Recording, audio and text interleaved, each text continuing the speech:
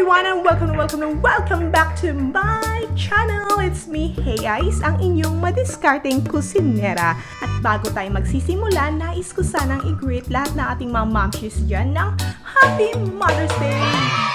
Yan, dahil special ang araw ngayon, of course, gagawa din tayo ng special na dessert.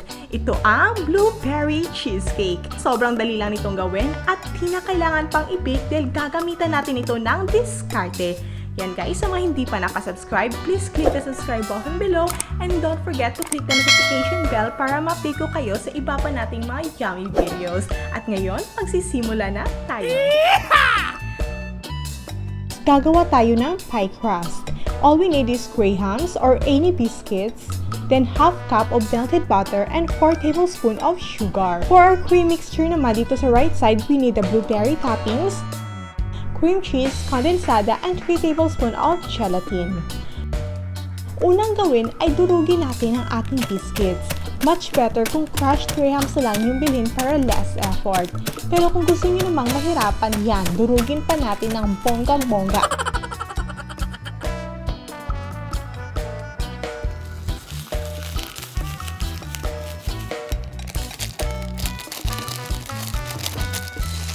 Yan, there it is guys. Then we will add 4 tablespoons of sugar.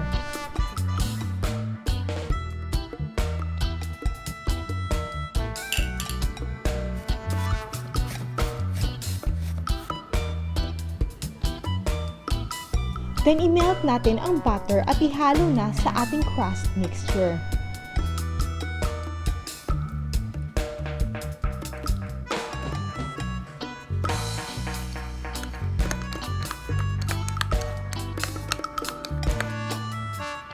Just mix it well.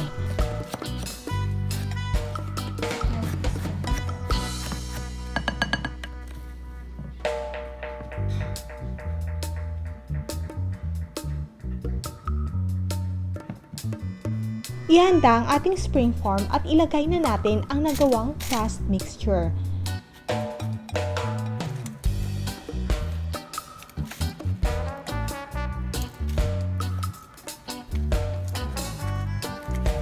I-press lang natin until pumantay na siya.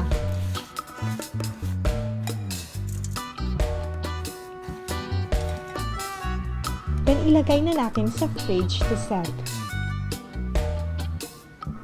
Now let's do our cream mixture. Of course, i-unwrap muna natin ang ating cream cheese dahil ayaw nating makain ng foil. O, diba?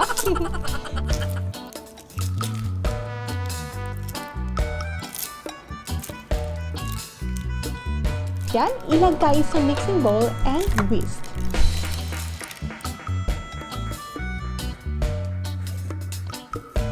Pag medyo lumambot na, gamitan natin ng electric mixer until mag-smooth ang consistency niya. Ayan na!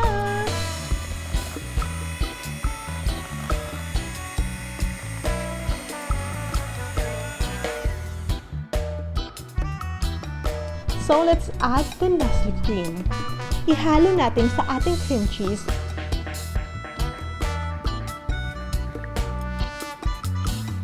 And whisk until magdoble na ang kanyang size. Much better kasi i-whip natin kasi dadami yung cream natin.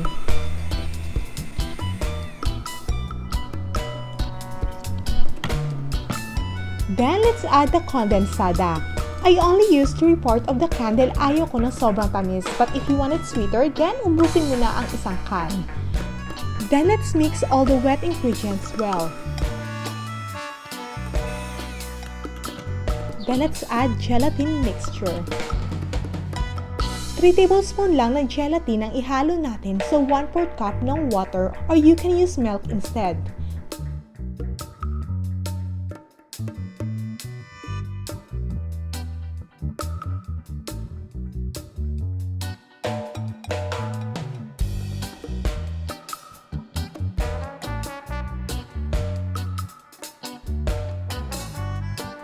Then, kukuha tayo ng separate bowl with hot water, saka ipatong ang ating gelatin mixture for a while habang nagmi-mix.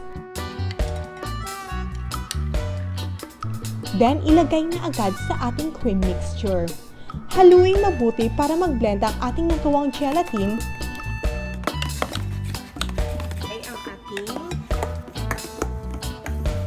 strawberry mixture.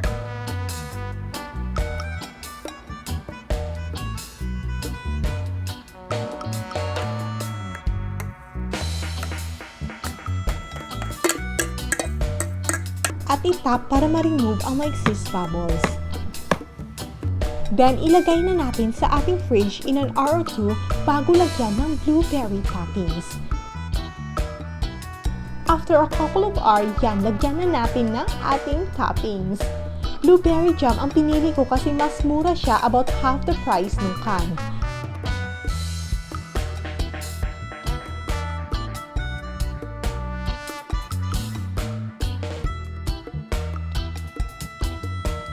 Then, i-fridge na natin ulit for a couple of hours.